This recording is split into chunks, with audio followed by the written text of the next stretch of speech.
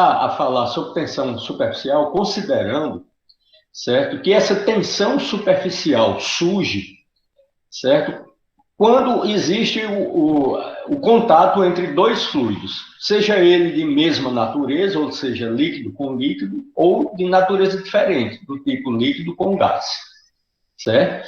Então, sempre que existir dois fluidos em contato, na interface de contato, surge uma espécie de membrana elástica esticada, que é gerada, certo? Exatamente pela resultante das forças de coesão das partículas que constituem o fluido.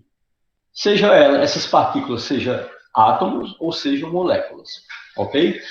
Então, no caso aqui, pessoal, vamos considerar, certo, um líquido, certo? Vamos falar sobre água, né? Vamos considerar aqui um líquido, certo? E vamos considerar acima aqui o gás. Entre o gás e o líquido surge esta membrana elástica esticada, ok? Na interface entre os dois fluidos. Esta membrana elástica esticada surge devido a uma resultante da força de coesão.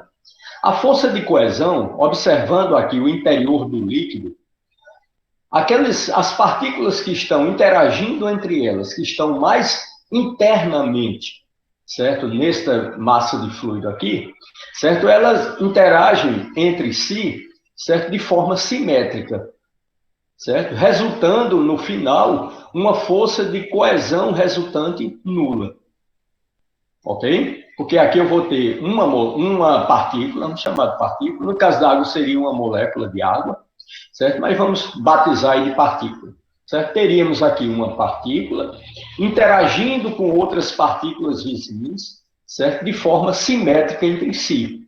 Então, essas partículas exercem forças entre si, que é exatamente a força de coesão, certo? Então, eu estou representando esta partícula que eu estou passando o cursor aqui, ó, interagindo com suas vizinhas.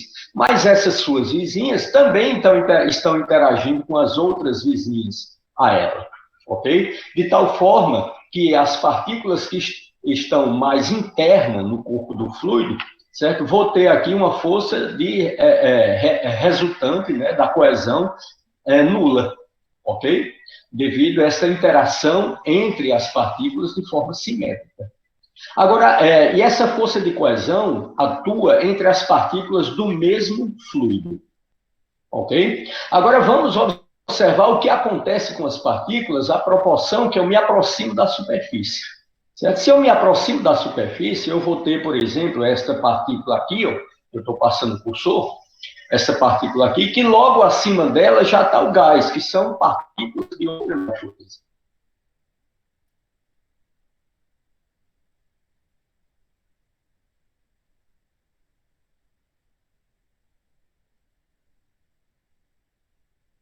Partículas do mesmo fluido. De tal forma que essas partículas que estão próximas à superfície, ok? Ela vai ter uma assimetria, certo? De força entre as partículas vizinhas, ok? Resultando numa força de coesão resultante, certo? Que no caso aí vai ser uma força ortogonal, a resultante, uma força ortogonal e para dentro, comparada aqui com a superfície do fluido. Então, todas essas partículas, ó, que estão próximas à superfície do fluido, elas vão ter uma força de coesão resultante, certo? Ortogonal à superfície para dentro, ok? E é exatamente isso que a gente vê. Isso aqui eu vou ter, ó, uma força de coesão resultante, certo? Que também é conhecida como força de superfície. Ela vai ser ortogonal à superfície e para dentro, ok? De tal forma que, observando aqui, certo, a força de coesão resultante das partículas mais internas, elas são nulas, porque no caso aqui eu vou ter, certo, uma interação simétrica, certo, de força de coesão de uma determinada partícula com suas vizinhas, certo, resultando aqui numa força de coesão resultante nula, diferentemente das partículas que estão mais próximas à superfície do fluido. Ok?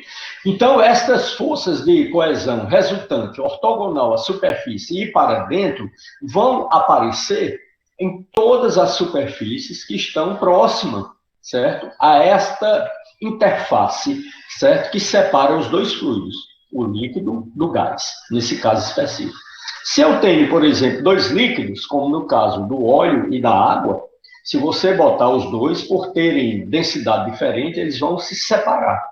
O menos denso fica na parte superior, o mais denso fica na parte inferior, que no caso é a água. E se você observar, vai ter uma interface que vai separar, certo, o óleo da água. Nessa interface também vai surgir, certo, uma força de coesão resultante, certo? Tanto dentro, com relação às partículas do óleo, certo, que estão próximas à interface, como também as partículas da água, certo, que estão próximas à interface. Mas nós vamos ter, certo, essas forças de coesão resultante surgindo exatamente nessa interface, certo, no contato entre dois fluidos, ok? Seja líquido-líquido, seja líquido, certo, gás, ok, pessoal? E aqui nós podemos ver essa situação, não é isso? Essa força de coesão resultante, ortogonal à superfície e para dentro, exatamente aqui, ó, certo? No contato, certo? Na zona de contato entre os dois fluidos, que no caso aqui é o gás e a água, ok? Outra coisa importante a perceber, certo? É que essas forças de coesão resultante, elas surgem dentro de uma determinada espessura, que a gente chama aqui de, essa espessura de aproximadamente 10 a menos 9 metros, certo? Que é alcance das forças moleculares, ok? Então, dentro dessa espessura de aproximadamente 10 a menos 9 metros, todas as partículas que estão nesta região, elas vão ter uma assimetria, certo? De forças de coesão atuando de uma partícula com relação às suas vizinhas, certo? Resultando aí nessa força resultante aqui, certo? Ortogonal à superfície para dentro. Então, isso aí acontece dentro, certo, de uma zona, certo, que corresponde exatamente ao alcance das forças moleculares. No caso da água, esse alcance das forças moleculares é da ordem de 10 a menos 9 metros, ok? Então, dessa forma, surge esta força resultante para dentro, certo? Ortogonal à superfície para dentro, certo? E entre partículas vizinhas também, certo? Essa partícula aqui, ó, interage com essa outra e com essa outra. Só que a interação aqui na horizontal vai ter uma resultante nula, certo? Esta força de resultante, essa força de coesão resultante aqui, ela acontece, certo? Devido às partículas que não estão na mesma linha horizontal, ok? Então surge essa força de coesão resultante aqui, que é ortogonal à superfície para dentro, certo? Essas forças de coesão resultante tendem a tensionar a superfície do fluido, gerando o que a gente chama aí de tensão superficial, ok? Agora, observe bem uma coisa, pessoal. Vamos supor que a massa de fluido aqui é uma massa muito grande, certo? Quando a massa de fluido é muito grande, certo? O peso do fluido, ele vai ser dominante diante, certo, das forças de coesão resultante, certo? De tal forma que a superfície, certo, que corresponde à interface aqui, vai ser uma superfície plana.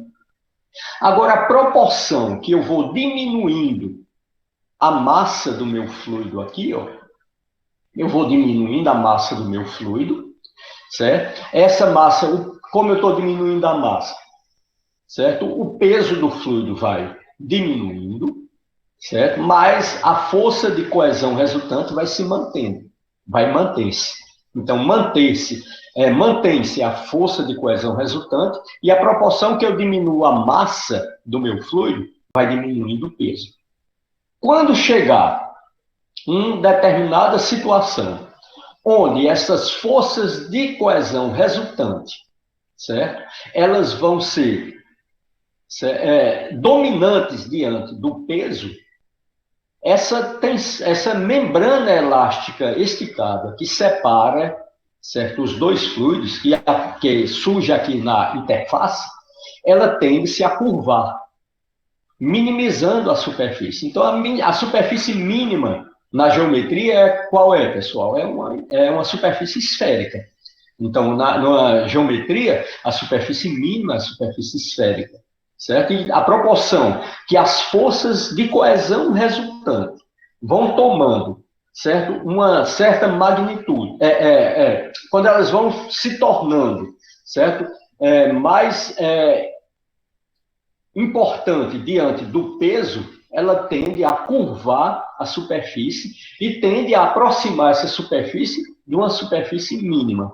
Quando e vai existir um limite de massa que eu vou retirando, e vou diminuindo o peso, vou diminuindo o peso, vou diminuindo o peso, vai existir um limite, certo? Onde eu vou ter um peso, certo? Que é um peso que vai começar a acontecer, certo? A formação da superfície esférica, certo? Que é exatamente quando a gente tem uma gota esférica de água, por exemplo, na atmosfera. Então, a gota esférica de água na atmosfera significa o quê? Aquela forma esférica, que é a superfície mínima, ou seja, foi uma superfície que foi minimizada, porque a minha massa, certo? Ou seja, o peso, certo, da gota do fluido, certo, é insignificante diante das forças de coesão resultantes, certo? E ela acontecer o fenômeno aí da minimização da superfície, certo? Então, sempre que eu tenho um peso do fluido muito pequeno, comparado com a força de coesão resultante, certo? A minha superfície, certo, tende a curvar-se, ok? Certo, pessoal? Então, a observação aqui, a força de superfície gera a tensão superficial. É exatamente essa força de coesão resultante, certo, que surge aqui na interface, certo, entre os dois fluidos, que vão gerar as tensões, ok? Aliás, que vai gerar essa força de coesão resultante gera a força de superfície e da força de superfície você tem a tensão. Certo? Então, essa superfície aqui, essa interface entre os dois fluidos, certo? Se comporta como se fosse uma membrana elástica esticada. É como se fosse, por exemplo, uma cama elástica naqueles brinquedos de parque para criança, certo? Ao ponto que você consegue observar sobre superfícies líquidas alguns insetos que conseguem andar sobre a superfície ou manter-se sobre a superfície e alguns objetos de pequeno peso, certo? Que eu posso colocar sobre a superfície e ele manter-se sobre a superfície. Isso deve-se ao aparecimento, entre aspas, dessa membrana elástica esticada, entre aspas também, que eu estou fazendo aí uma analogia, certo? Então, uma membrana elástica esticada que surge devido à resultante das forças de coesão, que vai gerar o que a gente chama de força, certo? De superfície, certo?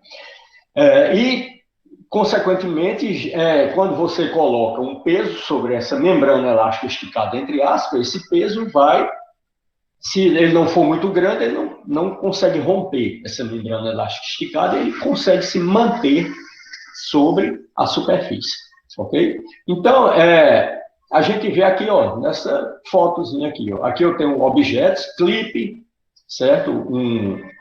Aqui um insetozinho, ó, sobre a água, certo? Aqui eu tenho objetos, mais uma vez, aqui está mostrando as forças interagindo, as vizinhas com a partícula, certo? Então, isso aqui é uma GIF que está mostrando repetidamente, certo? Através de alguns filmezinhos, né? O que pode acontecer com objetos que estão sobre esta membrana elástica esticada, que surge no contato entre dois fluidos de natureza diferente. No caso aí é o quê? É a água, certo? E o ar.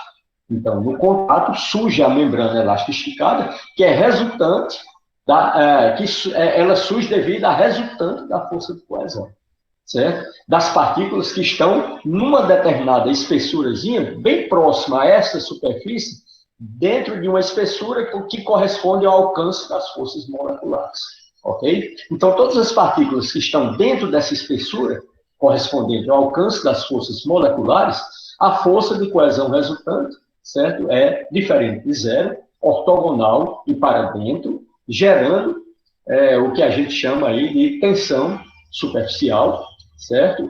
Que faz com que essa membrana elástica esticada, entre aspas, suporte pesos sobre ela, ok?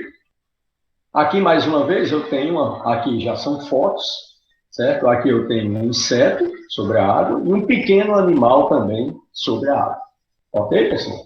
Então, a água está suportando esse peso aqui, por quê? Exatamente pelo aparecimento dessa membrana elástica esticada. E ela surge devido ao quê? À força de coesão resultante, ok? Mas que força de coesão ela surge? De que forma? Ela surge entre as partículas do próprio fluido, dentro de uma faixa de espessura bem próxima à interface, essa faixa correspondente, certo, a exatamente esta alcance aqui das forças moleculares, certo? Então, todas as partículas, só repetindo, se encontram aqui, ó, próximo à interface entre os dois fluidos, certo? Todas essas partículas aqui, ela vai ter uma resultante, certo? Diferente de zero, certo? E essa resultante vai ser ortogonal à superfície para dentro. Como ela é ortogonal e para dentro, quando a massa do fluido aqui é muito grande, essa minha superfície é plana, ok?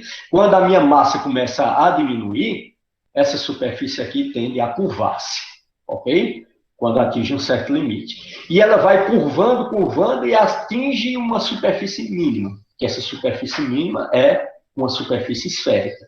E é um caso típico das gotas d'água ou gota de qualquer outro líquido na atmosfera. Ok? Ok, pessoal? Aí? Alguma dúvida até agora? Ok, tá, tudo certo. Pronto. Então, continuando aqui, ó. Quais as forças que atuam no líquido? Certo? Então, no líquido, a gente já acabou de falar. Eu vou ter a força de coesão resultante, certo? Que vai gerar o que a gente chama de força de superfície. E essa força de superfície é a que vai gerar exatamente essa membrana elástica esticada na interface entre os fluidos. Então, atuam no líquido a força de superfície. E como o meu líquido tem massa, e se ele tem massa, ele tem peso, então atua também a força campo, ok? E a gente viu, só para repetir mais uma vez, ó, certo? Eu tenho que a massa específica, certo? É a massa por unidade de volume, certo? Se, só se. Daqui eu tenho que o volume, aliás, que a massa, deixa eu apagar aqui, só para ir relembrando aqui para vocês. Certo? Daqui eu tenho que a massa é igual a ρ, certo? Eu estou botando o V cortado para diferenciar volume de velocidade, porque mais na frente a gente vai cair algumas equações que vai envolver velocidade e volume para diferenciar um do outro. Um é o V, certo? E o outro é o V cortado, ok? E eu sei...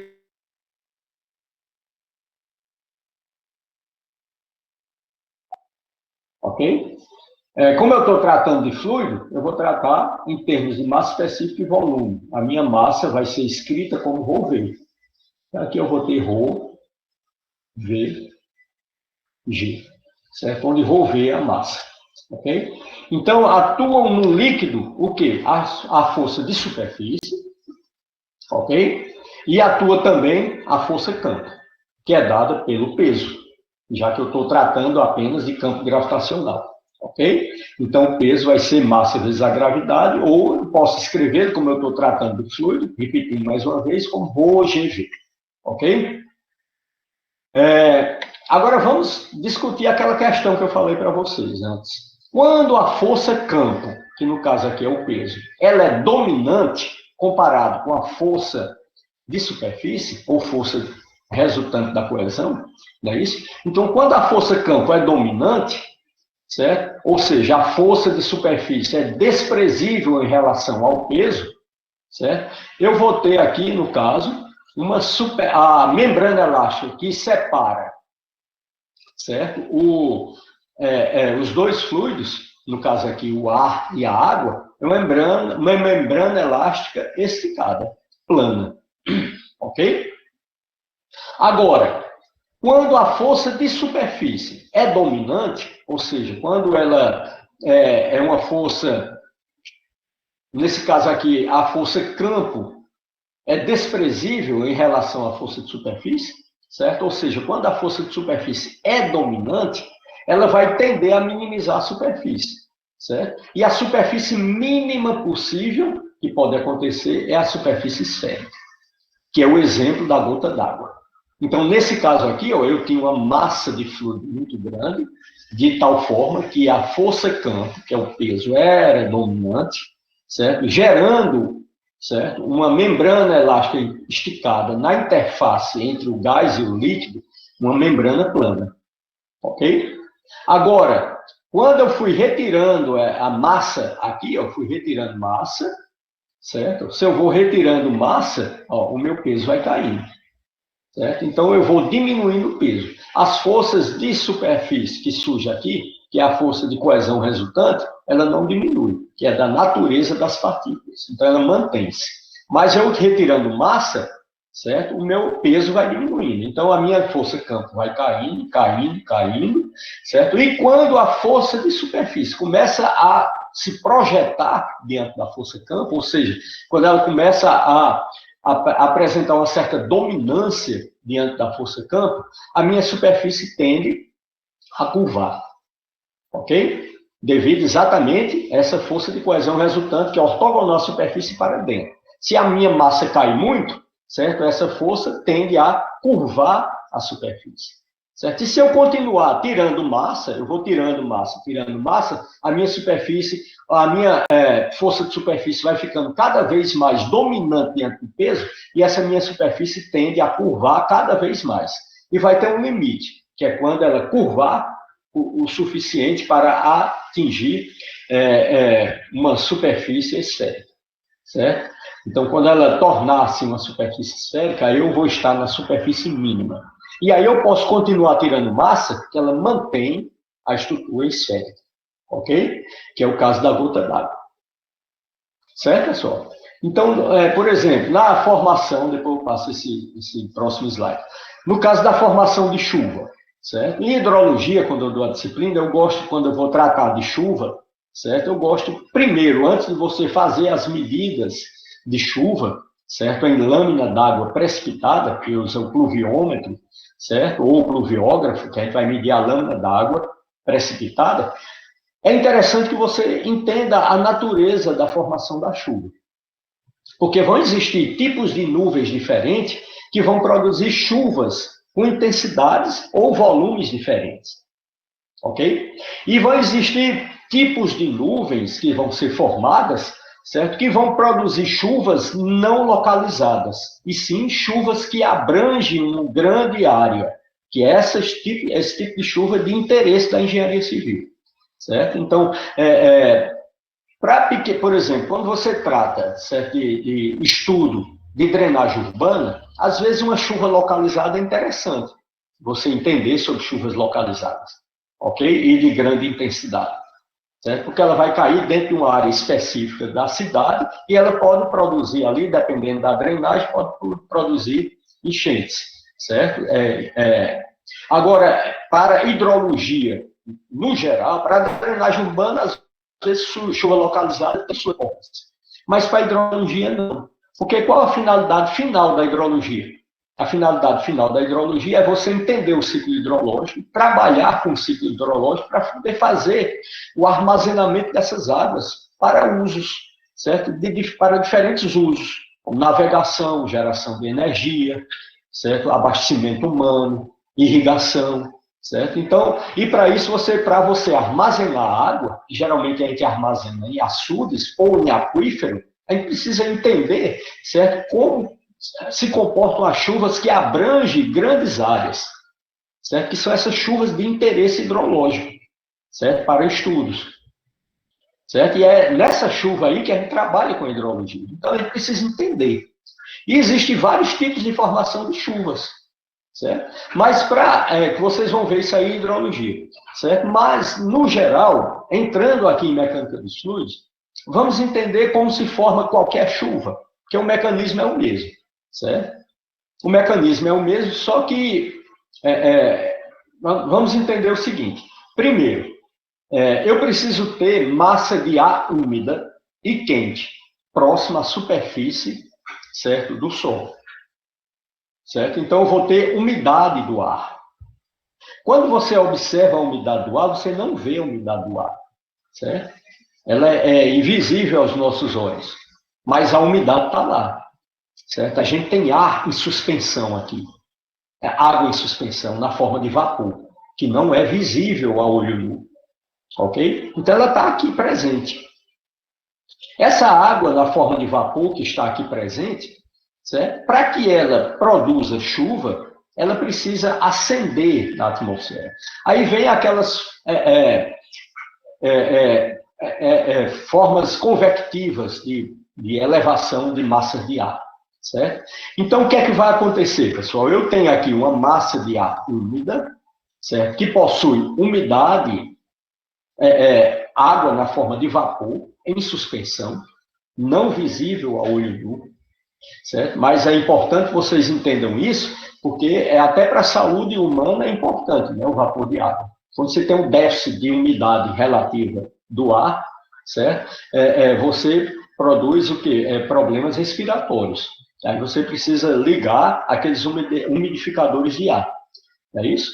Para soltar partículas, para umedecer o ambiente onde você se encontra. Ok? Quando o umedecedor está lançando partículas, você está vendo os vapores subindo. Mas depois que ele incorpora a atmosfera, você não vê mais. Ela está incorporada ao meio, certo? E torna-se o quê?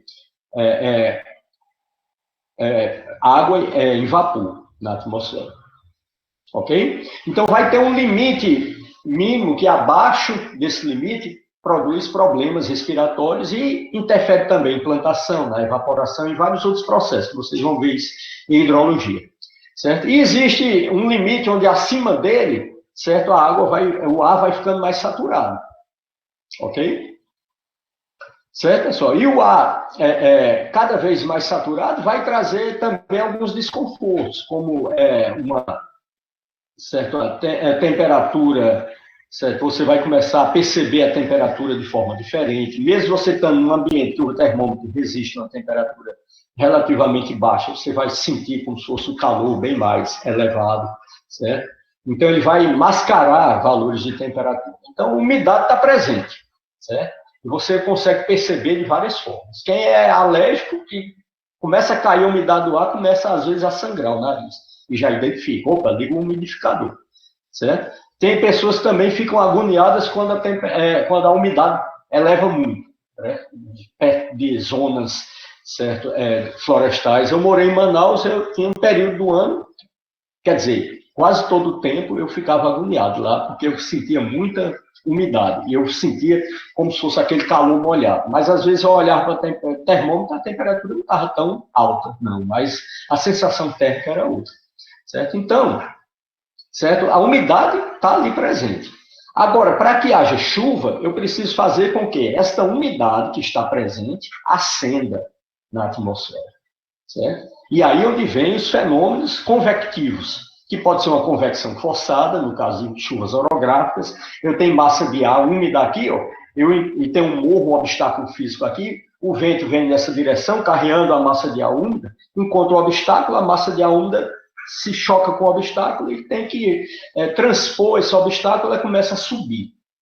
A proporção que a massa de ar úmida sobe, o que é que vai acontecer? Ela vai subindo, certo? E ela vai expandindo. Então, vamos considerar uma massa de ar úmida com certo volume aqui, ó, úmida e quente, próxima à superfície. Se de alguma forma, certo, acontece uma ascensão dessa massa de ar, a proporção que ela vai subindo, a pressão do meio vai diminuindo, certo? E ela vai expandindo. Então, a proporção que ela vai expandindo, ela vai resfriando num processo adiabático, ok? Então, significa o quê? Significa que aquele resfriamento que acontece, certo, na massa de ar, não é certo? Ela cedendo calor para o meio. Não. É porque o trabalho realizado para a expansão, certo? Produz o resfriamento da massa de ar. Então, a proporção que a massa de ar úmida vai saindo de uma região de pressão maior para uma região de pressão menor, ela vai expandindo e resfriando. Agora vai chegar um limite, onde ela expande e resfria, e chega numa temperatura que a gente chama de temperatura do ponto de orvalho. Quando ela atinge essa temperatura, a massa, o vapor d'água, que era não visível a olho nu, passa a ser visível a olho nu, que é a formação das nuvens. A formação das nuvens são gotículas de ar, de água esférica condensada, porque a massa de ar, que era quente, subiu, esfriou, atingiu uma temperatura onde ela se liquefez e tornou-se visível. Ok? Então, ali tem partículas de ar em suspensão. Há partículas de água em suspensão na forma esférica, que são muito pequenas. Ok? Então, isso aí começa daí a chuva. Certo? Agora, para que aconteça a chuva, nem sempre que você tem nuvem, você tem chuva. Você precisa de alguns nucleadores. O que são nucleadores? São outras partículas higroscópicas que são lançadas na atmosfera, que têm a capacidade de atrair gotículas de água, aumentando o peso delas. Certo? Então, vamos supor, tem um vulcão em erupção, ele solta cinzas, certo? E outros gases para a atmosfera. No meio daquilo ali vão nucleadores também. Só que os nucleadores possuem elementos químicos que, ao reagir com a água, certo, vai produzir gotículas ácidas, produzindo as chamadas chuvas ácidas, certo? E é do ácido sulfídrico, né, produzido pela erupção vulcânica, certo? Mas ali foi devido, certo, o nucleador. Então, dependendo do nucleador, você tem a natureza da chuva que cai, certo? Você está numa área industrial com muita poluição sendo lançada à atmosfera, certo? Ali também lança-se nucleadores. Esses nucleadores, certo? Eles conseguem aglutinar pequenas partículas. Essas pequenas partículas vão sendo aglutinadas pelo nucleador, vão aumentando de volume, ganha peso, vence as forças de sustentação e cai, formando as gotas de chuva. Só que a proporção que ela vai caindo, os nucleadores continuam atuando e a gota vai crescendo, certo? Só que a proporção que a gota vai crescendo, a massa vai crescendo, a tensão superficial vai tomando uma configuração, uma importância menor comparado com o campo, que é o peso, certo? E aí essa gota se divide em duas, certo? E aí você não consegue verificar a chegada de gotas exageradas na superfície da Terra, certo? Porque o próprio fenômeno aí da tensão superficial consegue limitar o diâmetro das gotas que caem. Ok? Então, a formação de chuva é dessa forma. Se eu estou no deserto, às vezes chove no deserto. Qual é o nucleador do deserto? Que lá não tem indústria, certo? Pode ser de duas naturezas. Poeira lançada pelos ventos, que podem produzir nucleação, certo? O que mais? Aerossóis provenientes do mar, certo? Que são sais que são pulverizados na atmosfera, carreados pelo vento, que vão servir de nucleador. Na Amazônia, eu tenho tanto nucleadores marinhos que entram pelas correntes de ar, certo? Que produzem chuva, como eu também tenho alguns pólens que são lançados pela própria floresta que servem como nucleadores, certo?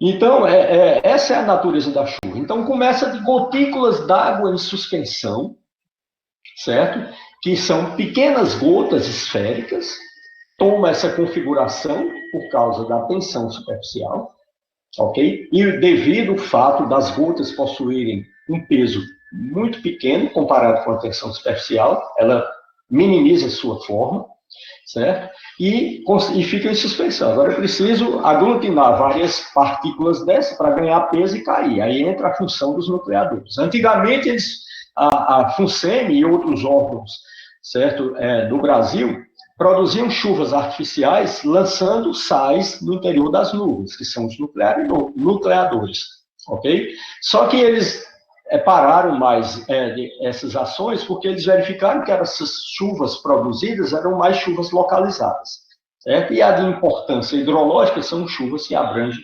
grandes áreas. Ok, pessoal?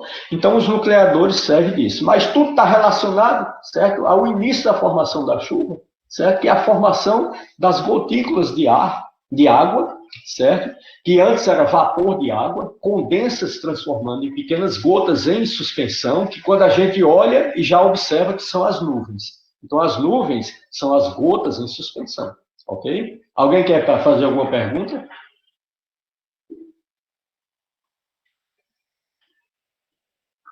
Ok, pessoal? Então, aqui eu vou passar o próximo slide, certo? E vocês vão ver o que foi falado aqui claramente.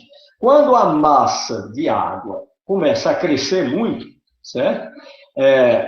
Ela tende, certo, a se dividir em pequenas partículas. E dependendo da massa que foi dividida, ela pode tornar-se esférica ou não, dependendo da massa, certo? Que vai gerar o peso daquela partícula e a tensão superficial gerada, certo? Na interface entre a água e o ar, ok? Então, é exatamente isso que a gente vê aqui, certo? Aqui você vê pequenas gotas, ó, precipitando. Aqui você vê, ó, gotas maiores que começam a se dividir em pequenas gotas menores, ó. Aqui está uma gota grande, ela vai dividindo-se em pequenas gotas, certo? Então, aqui eu tenho um caso típico aqui da gota água, certo? Da gota d'água aqui gerando o que a gente chama de superfície esférica, que é a superfície mínima. Ok? Tudo entendido, pessoal, aqui?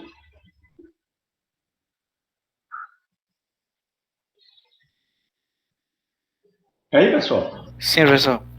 Bom, então, continuando aqui, ó, vamos entender as pressões interna e externa ao corpo da água, ok?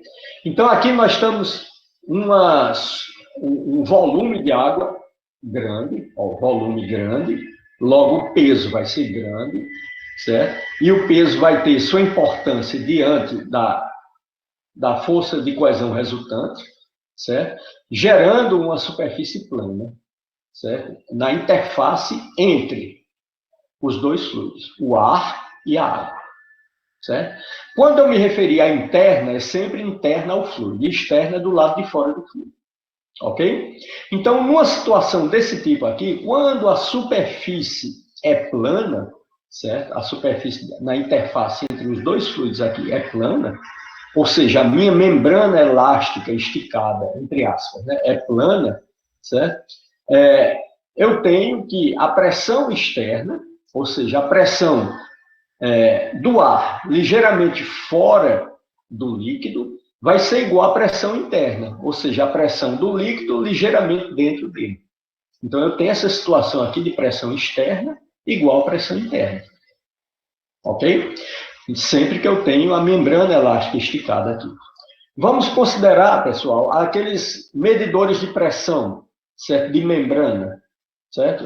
Vocês vão ver quando a gente chegar em medição de pressão, os tipos de medidor de pressão. Existe um medidor de pressão na forma de membrana, certo? O que é um medidor de pressão na forma de membrana? Nada mais, nada menos do que um recipiente, certo? Onde um recipiente, certo? Fechado e aberto na parte superior, certo? Onde eu vou fechar a parte superior com uma borracha, certo? Algo flexível. Ok? Quando eu fizer isso, o que é que vai acontecer? Eu vou conectar, certo? O recipiente que eu quero fazer a medida de pressão com o recipiente. Eu vou fazer um furinho no recipiente e vou conectar um tubo, certo? Para eu fazer a medida de pressão. Ok? Então, o tubo para eu poder fazer a medida de pressão. Aí vamos supor que eu pego quando eu estou com o tubo aberto, o que é que vocês observam com a membrana que fecha o recipiente na parte superior? Ela está plana. Ok? Então, quando o meu tubo é aberto, a pressão dentro do recipiente vai ser igual à pressão fora do recipiente. Certo? E a minha membrana elástica vai estar plana na superfície. Certo? Esta membrana elástica, pessoal, é ligada a um ponteiro. Qualquer deformação que essa membrana sofre, o ponteiro vai registrar. Ok? E aí a gente consegue fazer a medida de pressão. Então, esse é um medidor de pressão de membrana. Ok? Então, olhe bem, eu tenho o recipiente, deixa eu fazer uma figurinha aqui, só para vocês. Então, eu vou ter um recipiente, ó, aberto aqui na parte superior, ok? E fechar, e é um recipiente cilíndrico, certo? O cilindro curto, ele não é muito alto, não. Aberto na parte superior, ok? Aí na parte superior, eu venho com uma membrana, que eu vou pintar aqui de azul, ó, e fecho, vedando o meu recipiente. Então, todo o meu recipiente aqui está vedado. Aí eu chego aqui embaixo do meu recipiente, ó, e faço um furo. Opa, apaga tudo. Para mim, eu pensava que apagava só. Certo? Deixa eu. Certo? Aqui a caneta. E a cor vermelha. Certo? Eu vou fazer aqui um furinho na parte inferior. E nesse furo aqui, ó, eu vou conectar um tubo. Ok? Conectei um tubo aqui. Se esse meu tubo aqui está aberto à atmosfera, certo? O que é que vai acontecer? A pressão dentro do meu recipiente vai ser igual à pressão fora e a minha membrana aqui está elástica, está esticada. Ok? Aqui em cima, ó, eu vou ter, certo?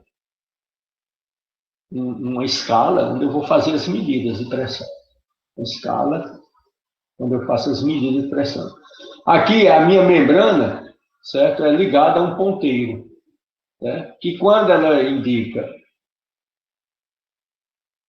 como isso aqui é um dispositivo de medição de pressão, certo? É um manômetro, certo? Significa que eu estou medindo pressão relativa, tomando como referência a atmosfera. Isso significa o quê? Significa que se a pressão aqui dentro for igual a fora, a minha membrana está aqui, ó, esticadinha, e o meu resistor está registrando aqui quanto? Está registrando zero. Se ele está registrando zero, ele indica o quê? Que a medida de pressão dentro do meu recipiente é igual à pressão atmosférica, porque é uma medida relativa, ok? Agora, vamos supor que agora eu vou fazer o quê? Eu vou soprar aqui, ó. Eu vou soprar. Vou ligar uma bomba de ar e vou injetar ar aqui dentro. O que é que vai acontecer com essa minha membrana? Ela vai distender para cima. Vai vai aparecer uma superfície curva, que não é mais plana, certo? E o meu resistor aqui vai registrar valores de pressão positivos. Ok? Valores de pressão positivos. Ok? Então eu injetei ar aqui, ó. Como isso aqui curvou, isso significa o quê? Que aqui dentro eu vou ter uma pressão, que eu vou chamar de PI, interna. Aqui fora eu vou ter uma pressão PE, que é a atmosférica, né? Pressão externa. Como a minha membrana curvou para fora, certo? Eu vou ter que a pressão interna é maior do que a pressão externa. Isso aqui é um manômetro de membrana. Ok? Do mesmo jeito, em vez de eu injetar ar, eu posso ligar uma bomba de vácuo. Eu acho que vocês já viram o que é uma bomba de vácuo lá no laboratório de química, certo? E vão ver uma bomba de vácuo no laboratório de saneamento. Então, a bomba de vácuo, ela vai succionar o ar que está aqui dentro, certo? O que é que vai acontecer? A pressão interna vai diminuir, ok? E o que é que vai acontecer com minha membrana? Ela vai curvar-se para dentro. Ó. E o que é que vai acontecer no meu resistor? Ele vai resistir à pressão negativa.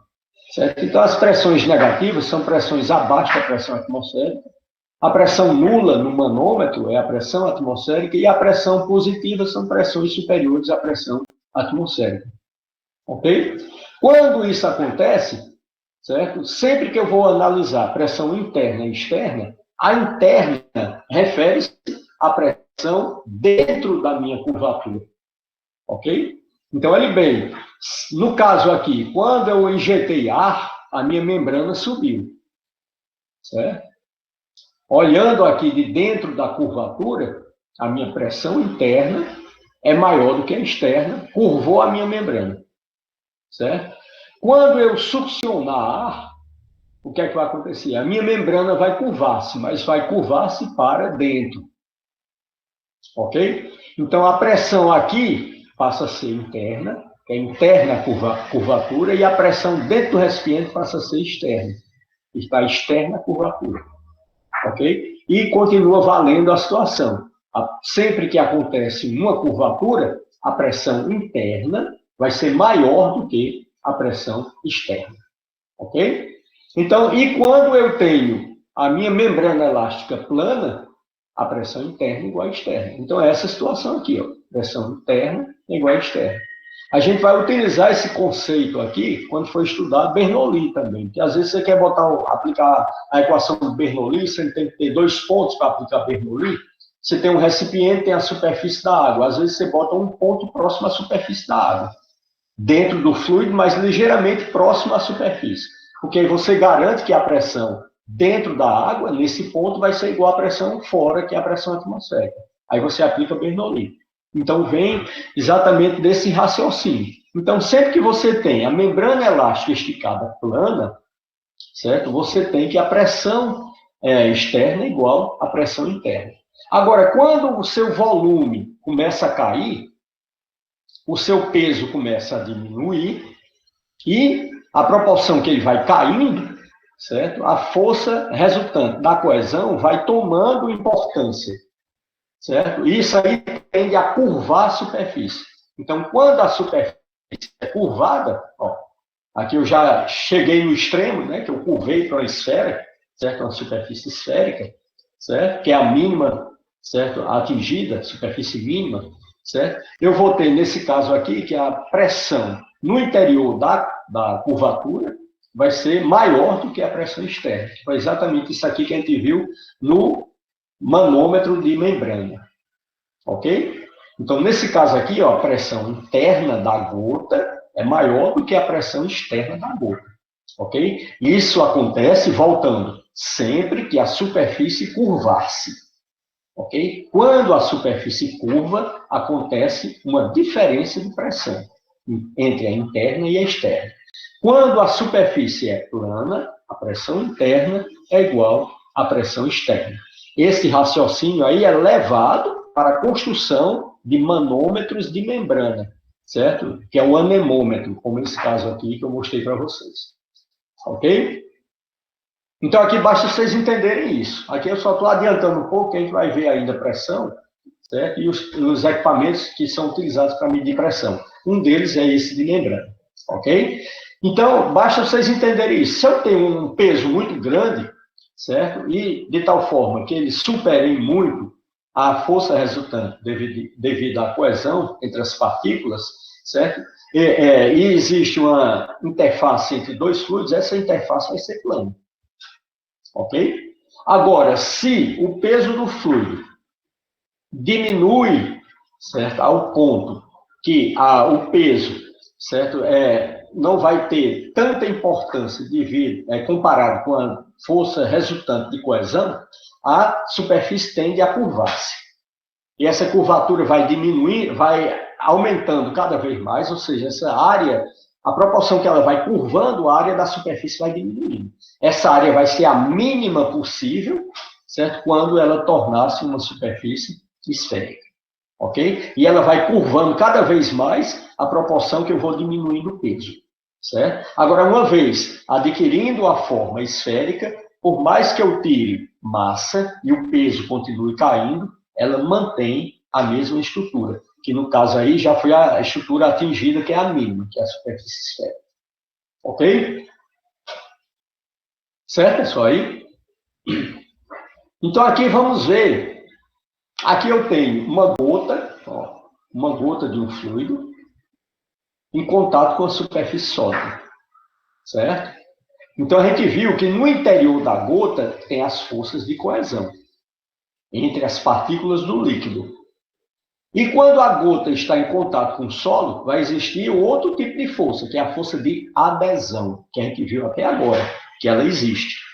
certo? A força de adesão, inclusive quando a gente for estudar um fluido laminar escoando, uma superfície sólida, o fluido escoando de forma laminar, a camada de fluido em contato com a superfície sólida, ela está aderida devido à força de adesão, certo?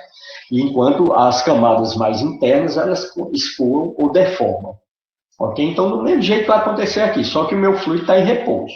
Então, eu tenho uma gota de fluido numa superfície sólida, certo?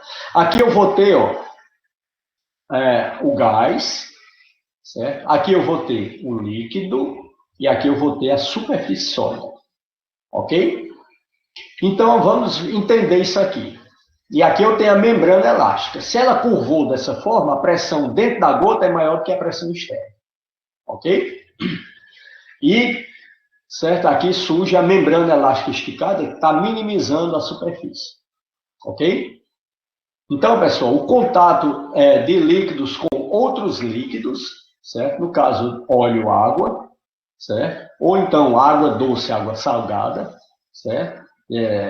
Não sei se vocês já ouviram falar, mas, por exemplo, toda água não corre em direção ao mar, e a água que corre em direção ao mar é uma água com bem menos sais do que a água do mar, ok?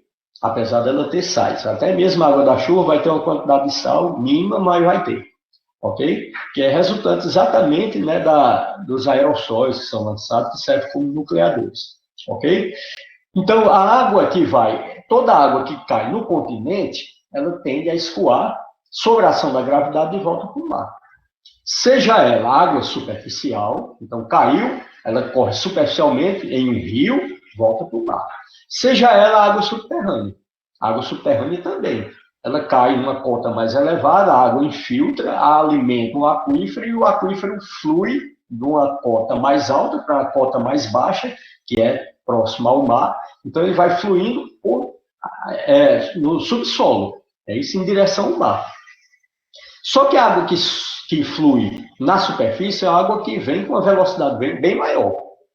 Enquanto que a água que flui no interior do solo é uma água que flui, certo? Com escoamento laminar, muito bem comportado. Então, isso aí é um tipo de escoamento laminar presente na natureza, água subterrânea em meio poroso, que é em solo ou em aquífero, em rocha porosa. E nós vamos ter aquelas rochas que não têm poros, mas tem fraturas, e vamos ter uma rocha porosa, certo? Que é, no caso, os arenitos, que é o caso da rocha aqui da Chapada do Araripe, são rochas porosas. Então, aquela água que sai das fontes, certo? Antes de chegar na saída da fonte, ela está fluindo dentro da rocha de forma laminar e muito bem comportada, ok?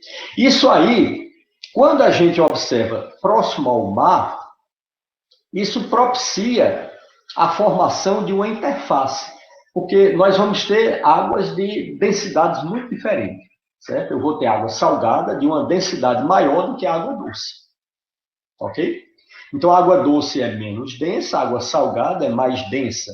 Se a água subterrânea vem de forma laminar e bem comportadazinha, fluindo em direção ao mar, certo? E encontra a água do mar, como a água do mar é mais densa, ela mergulha por baixo, e como a água do mar, da água do aquífero é menos densa, que é água mais doce, menos sais, ela fica na parte superior, certo? É por isso que quando você chega no mar, que tem aquelas bombinhas manuais, certo? Que você bombeia e consegue tomar banho de água doce, certo? Bem próxima à praia, que é aquela água, certo? Com menos sais que está na superfície. A água salgada, certo? Ela está abaixo dessa água, certo? Que está na superfície, ok? Então, gera uma interface, certo? Entre a água salgada e a água doce, ok? E, dessa forma, você pode causar, por exemplo, bagunça, certo? No meio subterrâneo. Se você superexplota, ou seja, instala muitos poços para retirada de água para diferentes usos, certo? Isso aí vai fazer com que haja o quê? Uma intrusão de água salina, certo? E uma mistura com água doce, salinizando a água que está sendo bombeada. É o que está acontecendo com todos os hotéis na beira-mar de Fortaleza que estão tendo que comprar água de carro-pipa para abastecer as piscinas. Mas eles tinham um poço próprio, o poço próprio era utilizado para bombear a água, certo? Para abastecer as piscinas, e a água era doce. Hoje a água está salinizada, certo? Devido à interferência antrópica, né, no meio, certo? Que faz essa bagunça geral na água subterrânea, certo? Porque quando você começa a bombear, dependendo do dimensionamento que foi feito no poço, você pode gerar turbulência interna, isso aí pode gerar uma mistura das águas, certo? Diminuindo a qualidade da água dos usos. Algumas mansões também, que são construídas em algumas praias, quando tinha uma única mansão com um poço, beleza.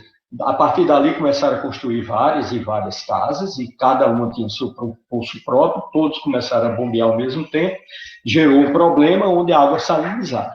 E esse pessoal está tendo que trazer água de fora para usar nas suas residências, certo? Então, isso aí acontece, certo? Então, água doce e água salgada, em meio laminar, certo? Você não tem a mistura entre elas, certo? Então, você vai ter a interface, certo? Entre uma e outra, ok? Certo, pessoal? Então, aqui eu tenho uma situação, só que aqui eu vou ter um líquido em contato com um sólido e na parte externa aqui um gás, ok? Então, o contato de líquidos com outros líquidos ou gases, ou uma superfície gás sólido. O que é uma superfície gás sólido, pessoal? Exatamente nesse contato aqui, ó. Eu tenho um líquido, que é aqui, ó. E exatamente nesse contato aqui, que se você for projetar, certo? Em uma planta, certo? Assim, uma vista em planta, você vai ter o quê? Uma circunferência perfeita. Ok? Que é exatamente esse contatozinho aqui, ó. Vou botar até um ponto. É exatamente nesse contatozinho aqui, ó. Opa, deixa eu ver onde é que está a caneta aqui. Ó, nesse contato, deixa eu botar vermelho. Ó, nesse contatozinho aqui, ó, esses dois contatos, certo? Ok? Então aqui eu tenho um contato. Rapaz, isso aqui não está. Um contato aqui e um contato aqui. Esse é o contato, é um líquido, ó, um líquido em contato com a superfície gás sólido. Então, exatamente nesse contatozinho aqui, ok? Então, o líquido com a superfície gás sólido, certo? E ou um líquido, certo? Em contato com outros líquidos ou gás. No caso aqui, eu vou ter o líquido em contato com gás, ó, e o líquido em contato com a superfície gás sólido. Aqui nessa figura eu tenho as duas coisas. O líquido, que é da gota, em contato com o gás, ok? O gás e o líquido, certo? E eu tenho também o líquido, que é a gota, em contato com a superfície gás sólido. O sólido está aqui embaixo, o gás está exatamente nesse contatozinho aqui que eu circulei, ok? Então, isso aí gera a tensão superficial, certo? Então, a tensão superficial está presente aqui, ó, na superfície, certo? Gerada do contato do líquido com o gás, no caso dessa figura, e ela está aqui, certo? Na superfície, quase esférica, que não é totalmente esférica, porque tem a parte inferior que está achatada aqui, né? E tem um contato circular, certo? Que é esse contato aqui do líquido com a superfície gás sólida. Então, a tensão superficial vai estar presente aí, toda a membrana elástica esticada, e no contato da membrana com a superfície gás sólida, ok? Ela vai estar presente aí. E aqui eu vou fazer um ângulo, que eu chamei de ângulo θ, certo? Que é um ângulo de contato, certo? Deixa eu apagar aqui. Então, esse ângulo de contato, certo? É o meu ângulo, o ângulo θ, ok? Então, o ângulo θ aqui é o ângulo de contato, ok? Esse é o meu ângulo θ. E o que é esse ângulo de contato? Certo? Então, nesse caso aqui, as forças entre partículas do líquido, que é essa parte aqui, na gota em si, certo? Que está nesse contato aqui, certo? As forças no contato com o líquido aqui geram o quê, pessoal? Força de coesão. As partículas do próprio líquido geram força de coesão, certo? E a força de coesão aí no interior da gota aqui, a força de coesão resultante é nula. Mas quando eu me aproximo aqui, atinjo uma camadazinha correspondente ao alcance das forças da forças nucleares, certo? A força de coesão resultante é diferente de zero, certo? Gerando essa membrana elástica esticada aqui na superfície, certo? Então, entre as partículas do próprio líquido, surge a coesão, certo? E agora, a força que surge entre a superfície do líquido, certo? E uma parte sólida, certo? É a de adesão, certo? Que é o que a gente viu, né? A gente já viu anteriormente. Então, essa força aqui de adesão, deixa eu ver, cadê? A força de adesão está exatamente aqui no contato do fluido, do líquido, com o sólido. Eu tenho adesão. E as forças entre as partículas do próprio líquido, eu tenho a coesão. Ok? Esse é o que vai caracterizar essa membrana elástica esticada, entre aspas. Essa membrana, ela vai ser caracterizada, certo? Dentre outras formas de caracterizar essa membrana, estão a tensão superficial, certo? E o ângulo de contato. O ângulo de contato é esse ângulozinho aqui, que é medido você tomando, certo? Na sua superfície curva. No contato, certo? Com a superfície sólida, tomando uma reta tangente à membrana, entre aspas, está aqui a reta tangente à membrana, certo? Medindo o ângulo θ para dentro do fluido, certo? Então, isso aqui é a forma, certo? Adotada pelo Fox. Outros livros vão adotar outras formas, certo? De você ter o seu ângulo de contato, mas a forma adotada pelo Fox, certo? As tabelas mudam, né? Dependendo da forma como você vai medir. Tem livro que mede o ângulo de contato, esse ângulo externo aqui, certo? Você vai ter no contato sólido, líquido, gás, parte uma reta que é tangente à membrana, certo? Alguns livros medem esse ângulo aqui, chamando de contato, mas o Fox mede o ângulo de contato entre a reta tangente à membrana, passando pelo contato sólido, líquido, gás, certo?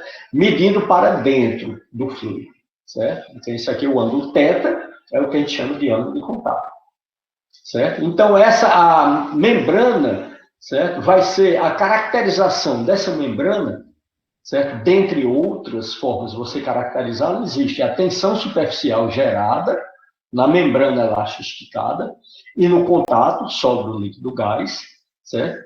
E existe também o ângulo de contato, certo? Isso significa o quê? Significa que a caracterização da membrana elástica esticada, certo? Vai ser função do tipo de líquido, certo? E da superfície sólida de contato, ok? Então, aqui é água em contato com vidro, eu tenho um ângulo de contato.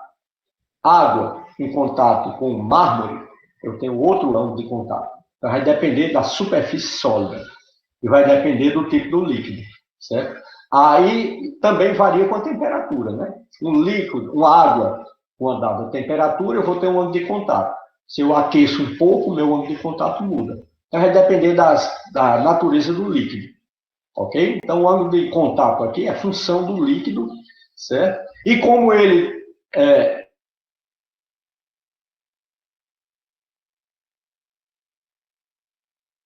quando eu aqueço, as partículas se afastam mais, que o líquido tende a dilatar, a coesão tende a cair, então a temperatura também vai influenciar na tensão superficial, que, consequentemente, influencia aí no ângulo de contato, no θ medido.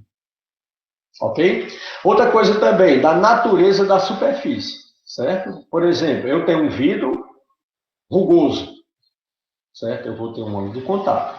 Se eu pego o mesmo vidro e tenho um vidro polido, eu vou ter outro ângulo de contato diferente, mantendo a mesma água, ok?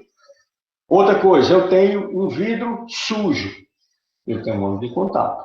Eu tenho um vidro limpo, certo? O meu ângulo de contato muda, certo? Para a mesma água, nas mesmas condições, ok? Por quê? Porque mudou as características da superfície sólida de contato, ok? Quando vocês observarem, que eu falei para vocês que no apêndice do Fox tem uma tabela que vai dar massa específica, tensão superficial, certo? Vai dar também ângulo de contato, vai dar viscosidade da água, tanto no sistema inglês como no sistema internacional, certo? Quando ele falar de ângulo de contato, certo? Ele tá, e lá ele não faz nenhuma menção, mas ele refere-se ao vidro de superfície limpa e água destilada, certo? Então, você vai ter, quando trata-se de água, nessa tabela, é água destilada, e ângulo de contato com o vidro, o ângulo de contato com a superfície, essa superfície trata-se de um vidro polido, ou seja, um vidro limpo, ok? Certo, pessoal? Então, aí é a força entre partículas, coesão. Força entre uma superfície líquida e uma superfície sólida, a adesão. Vai gerar tensão, uma membrana elástica esticada. Essa membrana elástica esticada, ela pode ser caracterizada. A gente caracteriza, dentre outras formas de caracterizá-la, encontra-se a tensão superficial de contato. Ok? Se você caracteriza a membrana elástica esticada pela tensão superficial, o ângulo de contato, certo? Isso significa que essa caracterização vai ser função do tipo de líquido que você está trabalhando e da superfície sólida de contato com o líquido. Ok? Alguma dúvida, pessoal, aqui? Não, professor, tudo certo. Então, vamos avançar mais um pouco. Agora, esses ângulos de contato podem mudar, certo? Ângulo de contato, quando o meu θ for menor do que 90 graus, certo? No caso do Fox. Outros livros, como mede o ângulo, a parte externa aqui, ó, certo? Ele vai ser maior do que 90. Mas no caso do Fox, que é o livro, nosso livro texto, certo? Eu vou ter aqui ó, o contato sólido líquido gás, dele parte uma reta que vai ser tangente à membrana elástica esticada. A minha reta está aqui. E o meu ângulo medido para em direção à parte do líquido, certo? Então, quando esse ângulo aqui for menor do que 90 graus, a gente diz que a superfície está molhada, ok? Já que quando é uma situação, certo? E aqui você está vendo, pessoal, nesse caso aqui, ó, que eu tenho uma superfície curva, isso significa o quê? Que a pressão dentro do líquido aqui vai ser maior do que a pressão fora do líquido, ok? A pressão no interior da curvatura, que coincide com o interior do líquido, vai ser maior do que a pressão fora, que é a atmosférica, que é fora do líquido, ok? Fora da curvatura, ok? Então, aqui você vai ter, no caso aí, uma superfície molhada, certo? Com pressões diferentes aqui. Mas uma superfície que está tendendo a uma superfície esférica, mas não atingiu ainda, certo? Porque tem uma grande influência aqui a adesão com a superfície sólida, certo? No outro caso aqui, a gente vai ter a mesma situação, certo? Onde, aqui, ó, esse ponto aqui de onde parte a reta, posso medi-la daqui também, tanto faz. Tomando esse ponto aqui, certo? Que é o contato sólido líquido gás, traçando uma reta tangente à superfície da curva aí da minha gota, certo? Fazendo a medida para dentro do fluido, eu tenho um θ maior que 90. Nesse caso aqui, a gente tem uma superfície não molhada. Ou seja, isso aqui também pode ser uma superfície molhada ou rugosa, e aqui uma superfície não molhada ou polida. Certo? Aqui uma superfície molhada, rugosa ou suja, entre aspas. Aqui uma superfície não molhada, polida ou limpa, entre aspas. Ok? É por isso, pessoal, certo? Que quando você tem, por exemplo, levando lá para casa da gente, você tem um box de vidro. Certo? Quando o box está sujo, você vê gotas aderidas ao box achatadas. Ok? Se você limpa bem o box, lava bem, certo? Quando você toma banho, a gota d'água bate no box e desliza, certo? Então, aí, no caso, você poliu a superfície, certo? Você diminuiu a aderência, certo? Então, aí, do mesmo jeito, é um copo. Você tem um copo sujo, certo? Você vê as gotas presas, aderidas à superfície do copo e relativamente achatadas. Certo? Agora, se você tem um copo bem limpo, que no caso seria uma superfície, geraria uma superfície não molhada, você colocar o líquido dentro dele. Certo? O líquido não vai aderir com a superfície. certo? É como se o líquido, gotas do líquido batessem na superfície e rolasse como se fossem pequenas esferas para dentro do copo, certo? Mantendo a sua superfície limpa, ok? E sem nenhum fluido aderido. Do mesmo jeito é um carro. Você tem um carro muito sujo, choveu sobre o carro, certo? Você vai ter uma situação desse tipo aqui, ó. As gotas vão ficar aderidas e achatadas. Agora, preste atenção quando você manda lavar o carro, ao ponto de mandar polir. Então, você mandou polir o carro, que ele está bem polido mesmo. Se você pegar um balde d'água, jogar sobre um carro de superfície polida, as gotículas d'água, nas partes mais íngremes, elas não vão ficar aderidas. E se você observar direitinho, as gotículas d'água, ao se chocar com a superfície, elas vão rolar na forma de pequenas esferas para a parte externa do carro. Ok? Então, aí você tem duas situações. A situação da superfície molhada, quando o ângulo de contato for menor do que 90 graus, e uma superfície não molhada, quando o ângulo de contato for maior do que 90 graus. Tomando esta forma de medição do ângulo, certo? Adotada pelo Fox. Ok? Então, esse ângulo de contato θ aqui, ó, vai ser função da rugosidade da superfície e da pureza do líquido, certo? Que está em contato com a superfície. Então, para o mesmo líquido, certo? Quanto menos rugosa a superfície, certo? Maior vai ser o ângulo θ, certo? E para o mesmo líquido, quanto mais rugosa a superfície, menor o ângulo θ, certo? Então, aí você sai para o mesmo líquido, dependendo da superfície que você está trabalhando, pode ser até a mesma superfície, só que ela não polida e ela polida, ou ela suja e ela limpa, entre aspas, né? Isso você sai de valores de ângulo de contato diferentes, de uma chamada superfície molhada para uma superfície não molhada ou vice-versa. Dependendo, se você tem uma superfície não molhada ou polida, você sujar essa superfície ou aumentar a rugosidade dela, certo? O ângulo de contato diminui e torna-se, no caso aí, uma superfície molhada, ok? Então, esse ângulo de contato aí, o θ, vai ser função, certo? Da rugosidade da superfície, certo? E da pureza do líquido, ok? Aqui eu tenho um exemplo aqui de uma folha, ó, e duas gotas, certo? Que caíram de chuva sobre uma folha, ok? E aqui eu tenho um exemplo de medição de ângulo de contato. Então, aqui, ó, certo? A superfície gás sólido líquido, está aqui. Passei uma reta tangente à membrana elástica esticada, certo? E fiz a medida do ângulo de contato. θ maior do que 90, ele cai nessa situação. Superfície não molhada, certo? Esta folha só está segurando essas duas gotas porque ela está na horizontal. Se você inclinar um pouco a folha, as gotas rolam e caem da superfície. Ok? Certo, pessoal? Aí? Alguma dúvida? Então, aí, tem isso aqui, ó. Voltando, certo? A caracterização dessa membrana, certo? Eu posso utilizar para caracterizar a tensão superficial e o ângulo de contato, certo? E isso aí, se eu tenho a tensão superficial, o ângulo de contato para caracterizar a membrana, então eu posso dizer que a caracterização da membrana vai ser função do tipo de líquido que eu estou usando e da superfície sólida de contato, que pode ser polida ou não. Ok?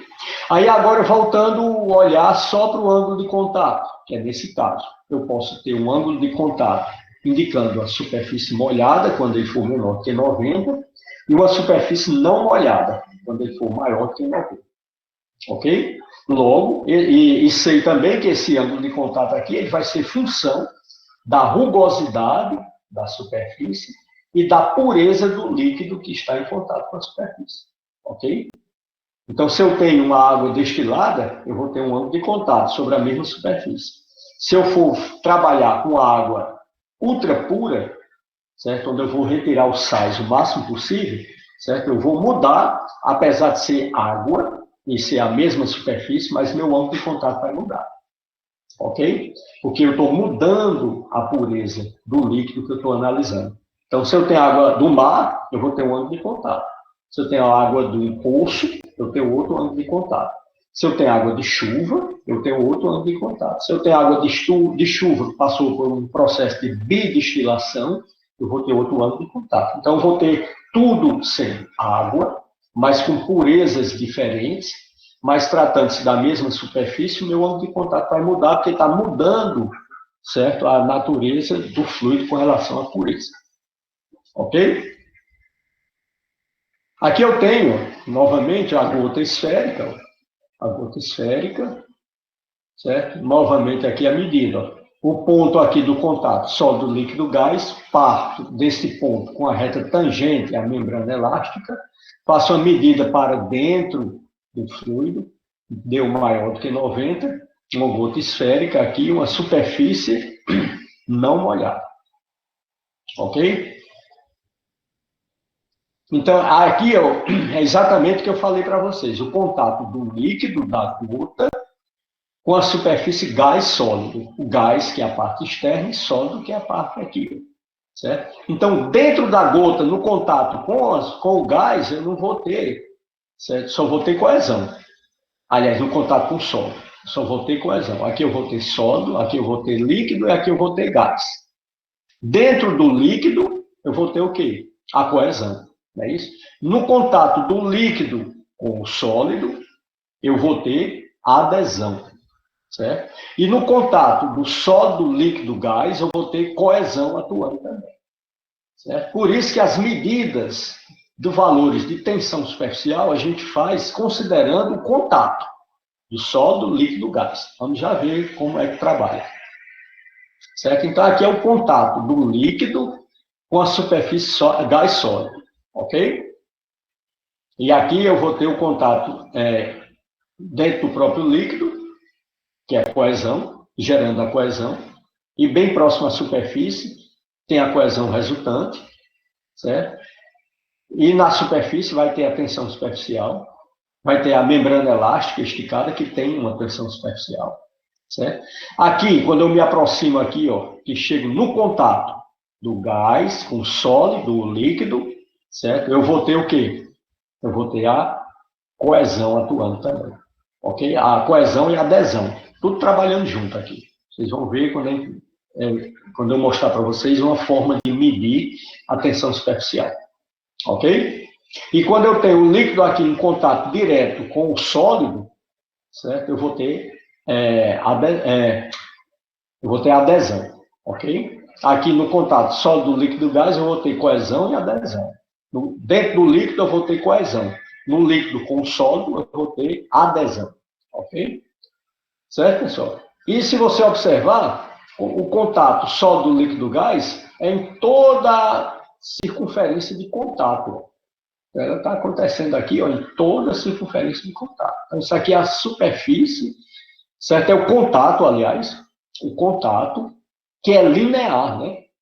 Com a superfície gás sólido, do líquido com a superfície de gás sólido. Então, aqui, exatamente de forma linear, que ao longo dessa circunferência, certo? Eu vou ter aqui, certo, o contato do líquido com a superfície gás sólido, ok? Então, isso aqui é visto em planta do contato do líquido com a superfície gás sólido, ok? Certo, pessoal? Então, aqui dentro, ó, só vou ter adesão, certo? No contato aqui, eu vou ter adesão e coesão. E dentro do líquido, só do líquido, eu vou ter só coesão. Certo? Então, coesão, adesão e coesão, e só adesão. Ok? Então, aqui vamos ter o que é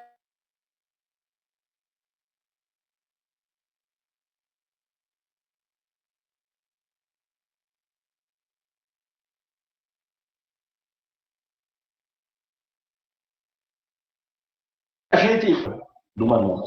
Quando a gente for estudar a pressão, vocês vão ver.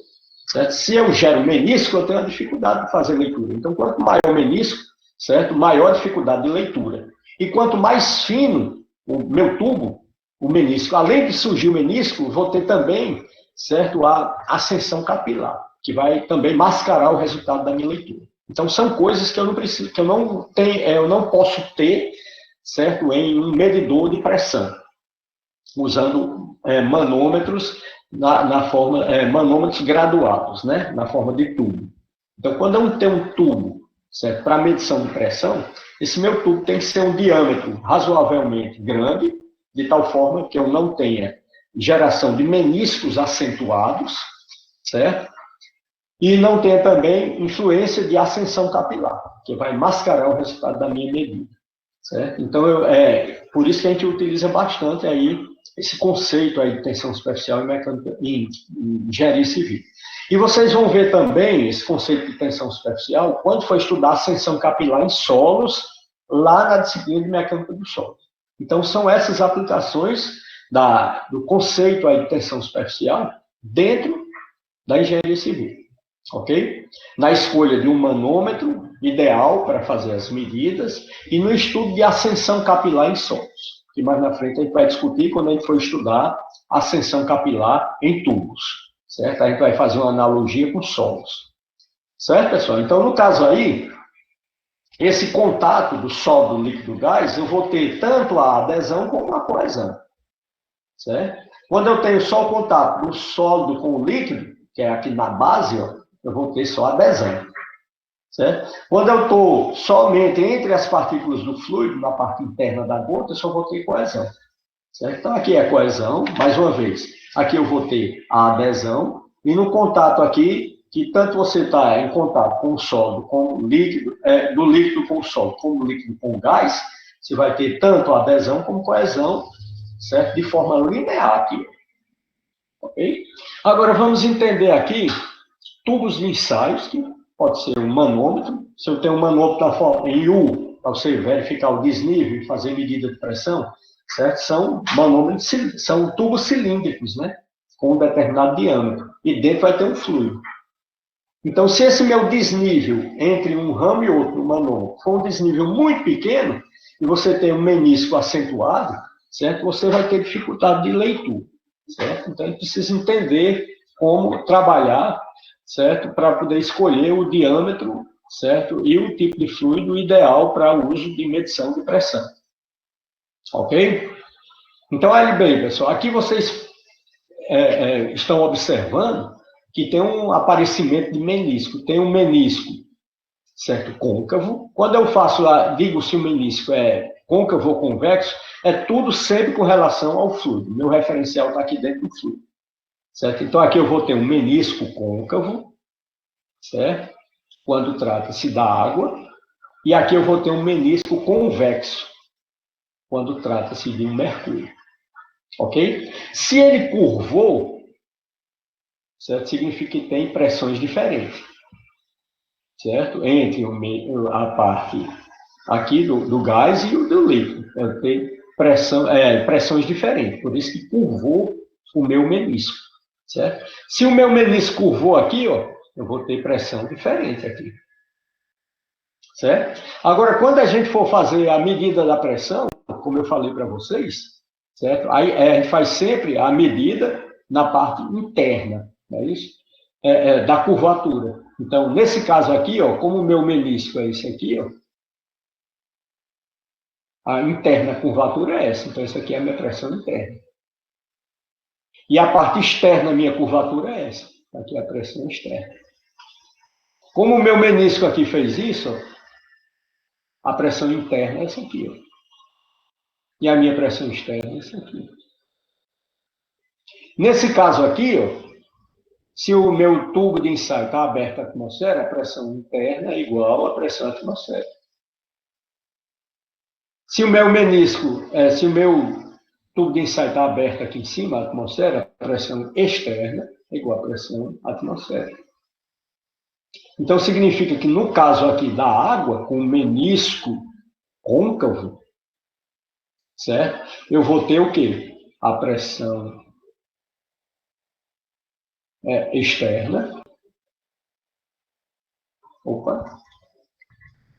Vamos falar sempre da interna. A pressão interna, que é igual à pressão atmosférica, certo? Que é maior, do que a pressão externa. E aqui, eu vou ter o quê? A pressão interna, ó, interna aqui é um menisco, certo? Vai ser o quê, pessoal? Maior, já que a curvatura é essa, né? Do que a pressão externa, que é igual à pressão atmosférica. Ok? Então, vai depender aí da formação do meu menisco. Mas, de qualquer forma, se houve curvatura na parte superior do meu fluido, eu vou ter uma diferença de pressão. Ok? Alguma dúvida? Deixa eu apagar isso aqui para não confundir o que a gente vai ver agora.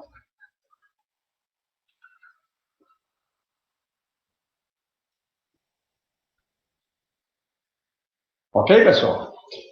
Então, continuando aqui, eu vou ter aqui um tubo com água, botou corante para poder ficar transparente, para visualizar melhor, mas se já botou corante, já muda a natureza da água, o ângulo de contato já vai mudar também, ok?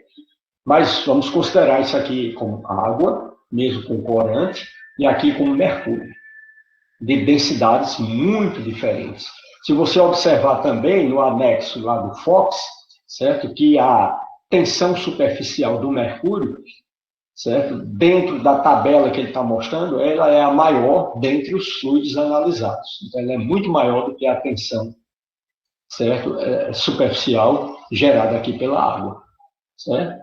Como a tensão superficial está relacionada à força resultante de coesão, isso significa o quê? Significa que a força resultante de coesão, a força de coesão, certo? Entre as partículas do mercúrio vão ser bem maiores do que as forças de coesão entre as partículas da água. Ok? Então, de qualquer forma, você está vendo aqui a formação do menisco. Um menisco côncavo e um menisco convexo. Côncavo para a água, convexo para o mercúrio. Então, como é que a gente vai fazer a medida do ângulo de contato, no caso do tubo de ensaio? Da mesma forma, vamos considerar o ponto de contato do líquido com o sólido gás. Onde é que ele vai estar? Vai estar aqui, no contato. Certo? Então, ao longo de toda a circunferência de contato aqui, ó, do líquido com o tubo de ensaio, eu vou ter o contato do líquido com o sólido e o gás. Ok? Então, dele aí eu vou passar uma reta tangente ao menisco. Então, eu parto do contato, só do líquido gás, e traço uma tangente ao menisco. Certo? Aqui, ó. E faço a medida do ângulo para dentro, em direção à superfície sólida, para dentro do fluido, em direção à superfície sólida. Então, o ângulo de contato é esse aqui, ó. Θ menor do que 90 graus. Nesse caso aqui, não vamos considerar essa situação de superfície polida, podemos até considerar. No caso aqui, certo, da água, certo? Como o ângulo de contato deu menor do que 90, ó, menor do que 90, certo? Ele é considerado uma superfície molhada, certo? Então, isso aqui é uma superfície molhada. No caso do mercúrio, eu vou fazer o quê? No contato sólido, líquido, gás, que é exatamente aqui, se eu tomar esse ponto aqui, mas na realidade ele está acontecendo em toda a circunferência de contato, se eu for analisar isso aí em planta, certo? Mas tomando um único ponto aqui e fazendo a medida do ângulo de contato nesse ponto, o ponto vai ser esse. Então, esse aqui vai ser o ponto onde vai partir a minha reta e ela vai ser tangente à minha superfície curva, certo? Então, a reta está aí, ó, tangente. E a medida eu faço como? Em direção à superfície sólida para dentro do líquido. Então, está aqui, ó. Então, aqui é um θ maior do que 90 para o mercúrio. Então, para a água, eu vou ter um θ menor que 90, e para o mercúrio, eu vou ter um θ maior do que 90, certo? Então, no caso da água, a gente vai ter o quê? Nessa situação aqui, ó, as forças de adesão, certo? Das moléculas de água com o vidro é mais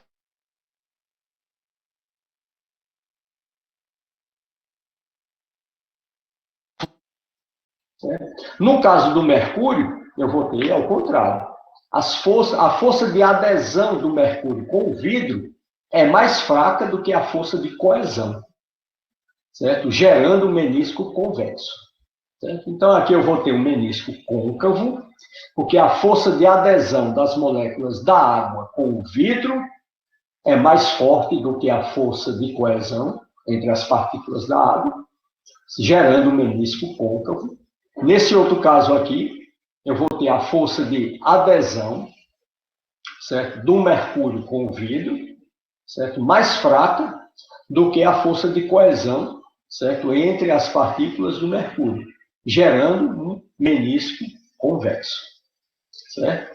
E aqui eu vou ter o contato do líquido, né, o contato do líquido com a superfície gás sólido, certo? Contato do líquido com a superfície gás sólido, certo? E observando em planta, eu vou ter isso aqui, certo? Observando em planta, certo? Esse aqui vai ser o contato do líquido, certo? Com a superfície, certo? Gás sólido, certo? E aqui eu vou ter, no caso do mercúrio, o contato do líquido com a superfície gás sólido, certo? Então, exatamente nesse contato aqui, ó, que existe o quê? As forças de adesão das moléculas com o vidro, e existe também aí a força de coesão entre as partículas do líquido, certo?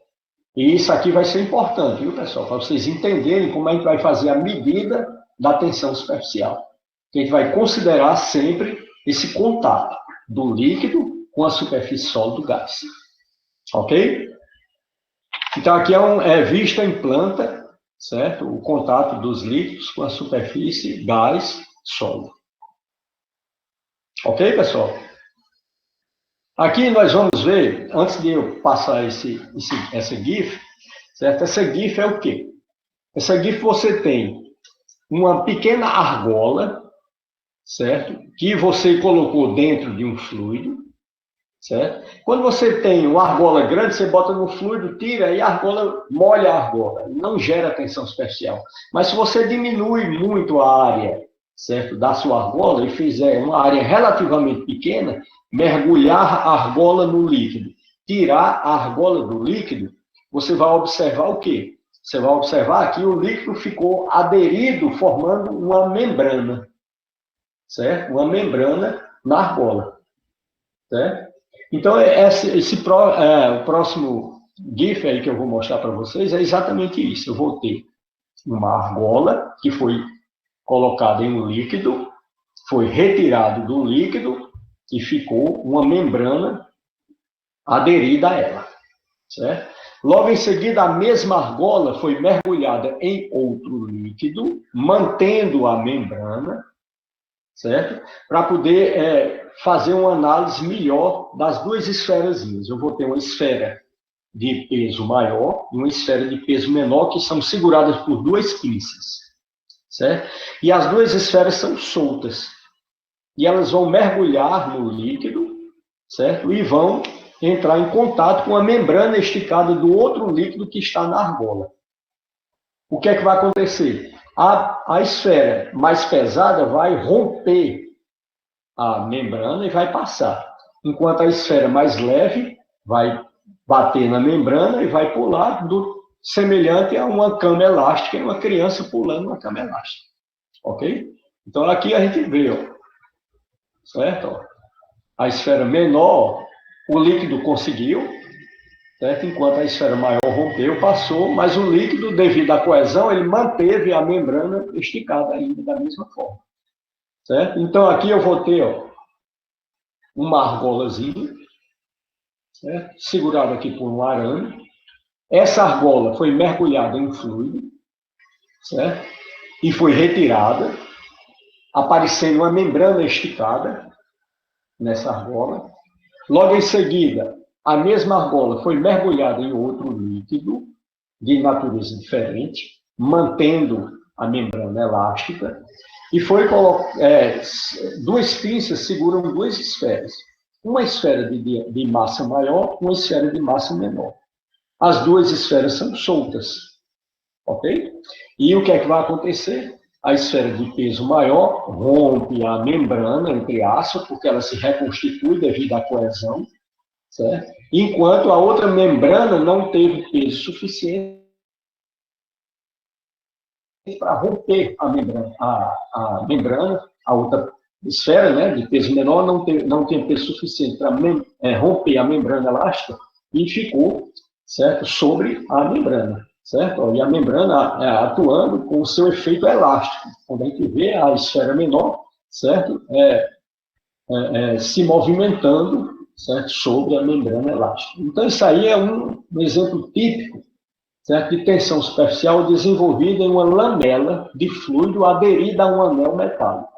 Então, eu tenho um anelzinho metálico, certo? É como se fosse um cabo. Opa, deixa eu mudar a cor. É como se fosse aqui um cabo, certo? E um anel metálico, de diâmetro pequeno. De tal forma que você pega esse anel metálico aqui, vazado, né? Que é um anel, mergulha ele no fluido, e ao tirar, certo? O fluido vai ficar, certo? Aderido, gerando aqui uma membrana elástica.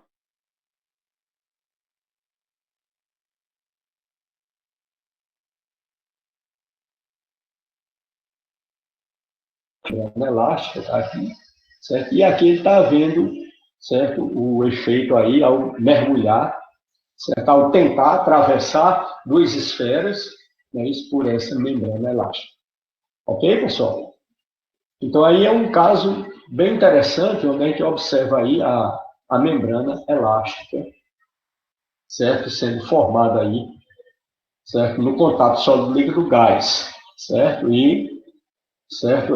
Devido à tensão superficial, a membrana surge e no contato sólido líquido gás ela está aderida, certo? À superfície. Ok? Então aqui a gente vai ter a mesma situação. Aqui eu tinha um anel, certo? Metálico, onde foi mergulhado e ficou a membrana. E no próximo slide a gente vai ter uma coisa semelhante. Tá aqui. Aqui eu peguei um arame, certo? Eu peguei um arame, entortei, dando um formato de U a esse arame. Então, esse arame mais grosso aqui é um arame no formato de U. Ó. Ok? Um arame no formato de U. Logo em seguida, eu tinha outro arame mais fino, fiz uma argola, vesti o arame em formato de U e amassei essa argola de tal forma que ela fica móvel no arame em formato de U. Então, aqui eu tenho o arame em formato de U, ó, certo? E aqui eu tenho um anel móvel, ó, envolvendo o arame em formato de U, certo? Um arame em formato de U, o anel móvel, ok? Esse conjunto aqui, eu mergulhei no fluido e tirei. O que foi que ficou? Uma lamela aderida, certo? Então, aqui eu vou ter o contato sólido líquido gás, está aqui, ó, certo? Contato de forma linear, sólido líquido gás. Ok? Aí, pessoal, vocês lembram, quando vocês estudaram mecânica, que uma forma de avaliar, certo, um material é submetê-lo à tensão, certo? Aí você faz vários estudos, inclusive você pode determinar, certo, qual submeter uma força de tração, né? Vamos supor. Você pode submeter uma compressão, uma tração, uma torção, certo? Uma flexão. No caso aqui, eu tinha uma membrana que surgiu quando eu mergulhei o conjunto no fluido e tirei, está lá a membrana que surgiu, ela está aderida ao meu arame em U e ao meu arame móvel, na forma de argola, ok? Que está revestindo o arame em U. Então, ela está aderida ali, certo? Nessa local onde ela está aderida, eu vou ter a adesão, certo? Da lamela de líquido com o material sólido, e vou ter a coesão entre as partículas do fluido que compõem a lamela. Ok? Certo, pessoal? Então, aí eu tenho o conjunto que foi mergulhado. E a lamela está aqui, ó, eu não apliquei força nenhuma aqui. Certo? Aí agora o que é que eu vou fazer? Eu vou aplicar uma força nesse arame móvel, certo? E vou puxá-lo para baixo. O que é que vai acontecer? Ele vai distender a lamela, certo? Então eu aplico a força, ele distende a lamela. Se eu solto, se eu cesso a força, a lamela volta para o seu estado original. Então significa que ela está no estado elástico.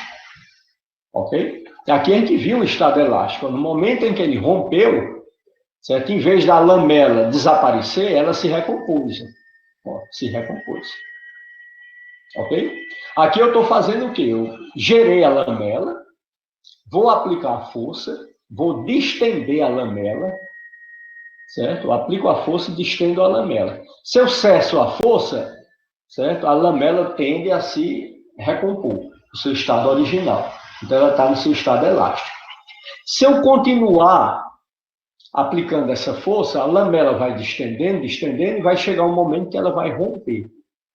Se eu conseguir medir a força que rompeu a lamela momentos antes do rompimento dela, certo? Dividir pelo comprimento, certo? De contato da lamela com o arame móvel, certo? Eu vou ter a tensão superficial aplicada de forma linear no contato com o arame móvel. Ok? Agora, olhe só uma coisa. Nesse experimento, em vez de eu vou ter a lamela de fluido, de líquido, certo? Aqui, ó, eu vou fazer um corte esquemático aqui, ó, um corte AA. E vou verificar isso aqui no corte.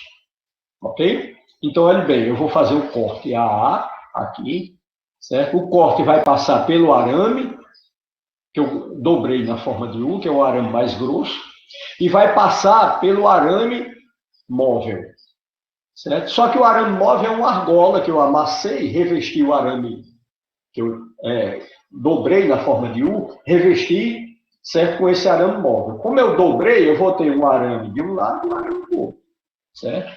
Então, quando eu fizer o corte aqui, eu estou vendo aqui, ó, certo? A lamela com duas membranas, certo? Aqui vai ser a lamela, tudo isso aqui é a lamela, ok? Ó. Isso aqui, deixa eu mudar aqui para vermelho, fica melhor. Ó. Isso aqui é a lamela. Aqui é o arame que eu dobrei na forma de U, que é esse arame mais grosso, certo? E esses dois fininhos aqui, ó, é do meu arame móvel, ó, que está revestindo o arame na forma de U e ele é móvel aqui. Então está aqui, certo? Então isso aqui é uma lamela única, que é essa que você está vendo aqui, mas com duas membranas. Uma membrana, certo, aqui ligada ao aramezinho, certo, móvel, mais externo, e outra membranazinha aqui, ó, ligada ao aramezinho móvel mais interno, ok? E aqui eu vou ter uma lamela com duas membranas, ok? Então aqui na observação a gente vai ver exatamente isso. As lamelas são as lamelas tensionadas tendem a diminuir a superfície. Então a proporção que eu vou tensionando a lamela, ela tende a diminuir a superfície, certo? Que ela vai esticando. Certo? Então, a superfície tende a ser... quando eu distendo a lamela, ela tende a diminuir a superfície. E aí é onde vem o efeito elástico. Certo? Se eu aplico a força e estou distendendo a lamela, certo? A tendência é ela diminuir a superfície. Certo? Porque se eu cessar a força, a minha lamela reconstitui seu tamanho. Ok? Ela está numa fase elástica. Então, as lamelas elas são tensionadas e tendem a diminuir a superfície. Mas se eu continuar tensionando essas lamelas, vai chegar um momento em que a lamela rompe. E se eu conseguir medir a força, certo? Imediatamente antes do rompimento, certo? Eu tenho como medir, como calcular a tensão superficial do líquido. Ok? Então, no caso aqui, pessoal, eu vou ter isso aqui, ó. Eu vou ter a força atuando aqui, deixa eu fazer aqui, vai confundir aqui com as letras, mas eu vou ter a força que eu estou atuando aqui, ó, puxando, certo? A lamela para baixo, ó. Eu tenho a força que eu estou atuando, e no contato, certo? Com esse arame aqui, eu vou ter a força devido à tensão superficial, certo? Nesta membrana, e na outra membrana eu também vou ter a força devido à tensão superficial, na outra membrana. Ok? Então, no caso aqui, vamos supor que eu estou aumentando lentamente esta força. Eu aumento a força, paro, faço a medição.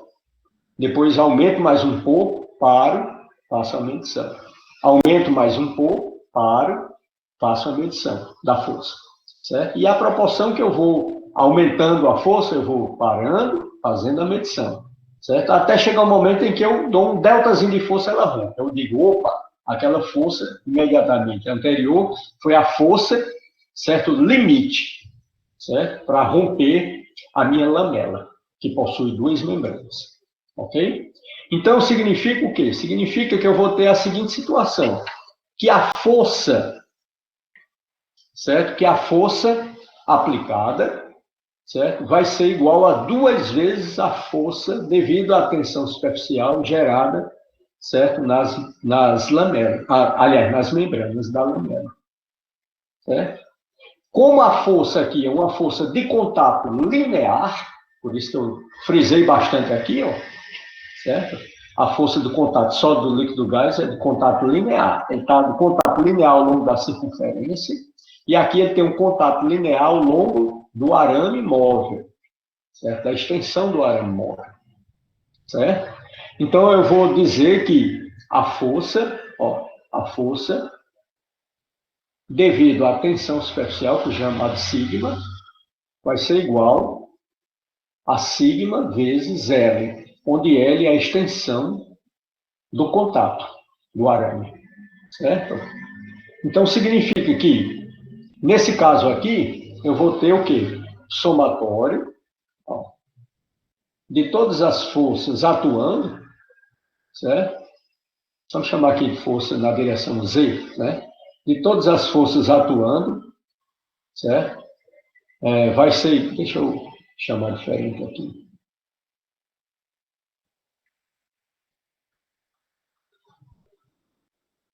Somatório de todas as forças na direção Z vai ser igual a zero. É isso? Porque eu aumentei a força, parei e medi. Certo? Depois deu um delta de força, parei e medi. Certo? Até chegar no momento de romper, considerar a anterior como limite. Certo? Então, se eu parei e medi, significa que o somatório de todas as forças na direção que eu estou analisando vai ser igual a zero. No caso aqui, é na direção Z. Ok? Então, eu vou ter o quê? Quais são os somatórios de todas essas forças? Aqui é uma membrana na lamela, outra membrana na lamela. Eu tenho 2 membranas na mesma lamela. Certo? Cada membrana, no contato aqui, eu tenho a força devido à tensão superficial de forma linear. Então, significa o quê? Significa que 2 vezes a força devido à tensão superficial atuando de forma linear no arame móvel, menos a força que eu apliquei, certo? No sentido oposto à minha orientação positiva, isso aqui está no mesmo sentido da minha orientação positiva, então positivo aqui, e aqui negativo, isso aqui vai ser igual a zero. Então, isso aqui é o quê? O somatório de todas as forças na direção Z é igual a zero, certo? E significa o quê? Significa que eu vou ter a situação aqui, F, vai ser igual a 2 vezes a força devido à tensão superficial, certo? F igual a 2 vezes a força devido à tensão superficial. Como a força devido à tensão superficial é a tensão superficial vezes L, onde L é a extensão do contato com o meu arame móvel, certo? Então, aqui eu vou ficar F igual a 2 vezes sigma L. Ok? Está aqui. Então, aqui é a minha tensão superficial. O 2 aqui corresponde a 2 lamelas, aliás, a 2 membranas, que surgiu aqui na lamela. Certo? E aqui é a força que eu limite no momento do rompimento, imediatamente antes do rompimento. Ok? Então, dessa forma aí, eu faço a medida de tensão superficial. Relativamente simples. Só que os equipamentos são muito sensíveis, né? Porque trata-se de fluido, certo? Que possui uma tensão superficial relativamente baixa. Ok? Certo, pessoal? Então, aí eu tenho, ó, força vai ser igual a 2 vezes L sigma. Se a força é 2 vezes L sigma, daqui eu posso dizer o quê? Que sigma é igual a F sobre L. Ok? Então, qual vai ser a dimensão da tensão superficial? Em FLT, é força por unidade de comprimento. Certo? Agora, em MLT, certo? A unidade, a dimensão da força vai ser o quê? Vamos fazer aqui. Massa vezes aceleração, L T2. Certo? Isso aqui é a dimensão da força. Certo? Logo, a tensão superficial, como é força por unidade de comprimento, a dimensão dela vai ser o quê? Em MLT. A dimensão dela vai ser ML sobre T2, certo? Dividido por L. Que vai dar o quê? Vai dar M sobre T2. Essa é a dimensão da tensão superficial. M sobre T2. Ok? Então, a tensão superficial, certo? Em FLT, é força por unidade de comprimento, e em MLT, é massa por tempo ao quadrado. Ok? Aqui é o T minúsculo, viu, pessoal? O T maiúsculo a gente está considerando como temperatura, né? Dimensão da temperatura. Ok?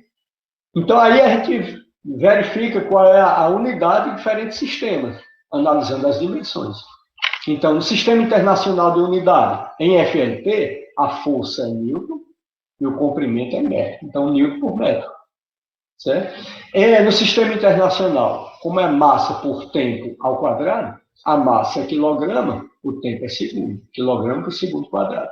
Então, aqui a unidade da tensão superficial em FLT, no Sistema Internacional, e em MLT, no Sistema Internacional. O Sistema Métrico Absoluto, certo? A força é dada em Dina e o comprimento em centímetros. Então, Dina por centímetro em FLT. E em MLT, a massa é em gramas e o tempo é segundo. Grama por segundo quadrado. Então, aqui são as unidades da tensão superficial no sistema métrico absoluto. Sistema gravitacional britânico, certo? A força é dada em quê? Em libra-força. Ok? E o comprimento? Em pé. Então, no sistema gravitacional britânico, libra-força por pé. Ok? Em FLT. Em MLT, no sistema gravitacional britânico, a massa é dada em quê? Slug. Certo? E o tempo? Em segundo. Então, é slug por segundo quadrado. Ok? No sistema médico, no sistema técnico ou de engenharia, certo? Eu vou ter o quê? A força é quilograma-força, KGF, está aqui, certo? O comprimento é metros. E em MLT, no sistema técnico ou de engenharia, em MLT, a massa é quilograma e o tempo é segundo, quilograma por segundo quadrado. Certo? Então, aqui tem, sempre que você tratar, certo, de tensão superficial de líquidos em contato com sólidos, certo? Essa tensão superficial é medida de forma linear, ok? E aqui a gente fez uma análise mostrando, certo, que a tensão superficial, certo, vai ser distribuída ao longo do contato do fluido com o sólido de forma linear e ela é dada por essa expressão, ok? Certo, pessoal? A partir daqui eu tenho as dimensões, eu tenho a dimensão, certo? Em FLT e em MLT. Tendo as dimensões, eu posso ter as unidades em diferentes sistemas. Exatamente isso aqui. Alguma dúvida, pessoal? Aqui a gente encerra a aula, certo? Nessa parte aqui, porque a gente já viu as dimensões e unidades, e você já entende como surgiu a tensão superficial. Na próxima aula a gente vai tratar aqui dos tubos capilares, ok? e vamos discutir essa questão aí da ascensão capilar. Certo, pessoal? Beleza, professor. Então, eu vou voltar aqui. Vou liberar aqui a frequência